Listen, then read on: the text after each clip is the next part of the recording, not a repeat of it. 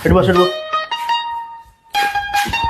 ବସ ବସ ବସ ପସନ୍ଦ ଦାମୀ ହୋଟେଲଟା ବୋଧେ ଦାମୀ ହୋଟେଲ ବୋଧେ ନେଇଯାଇଛନ୍ତି ଆଉ ଜଣା ପଡୁଛି ସିଏ ଆଉ ବେଶୀ ପଇସା ହେଇଯିବ ବିଲ୍ ବୋଧେ।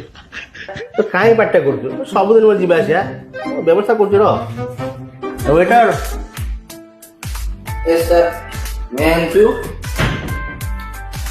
ଟିକେ ପାଣି ବୋତଲ ଗୋଟେ ନେଇକି ଆସିଲ।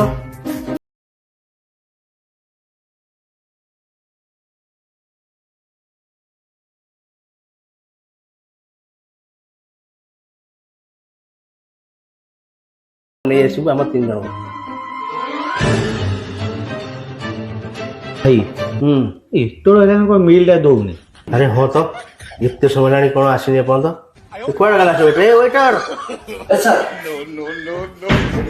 ଆରେ ଆମ ମିଲ୍ କ'ଣ ହେଲା କେତେ ସମୟ ଅପେକ୍ଷା କଲୁଣି କେତେବେଳେ ଆଣିବ? 100 ଟଙ୍କାରେ ଆମ ଦୋକାନରେ କିଛି ଖାଇବା ନାହିଁ।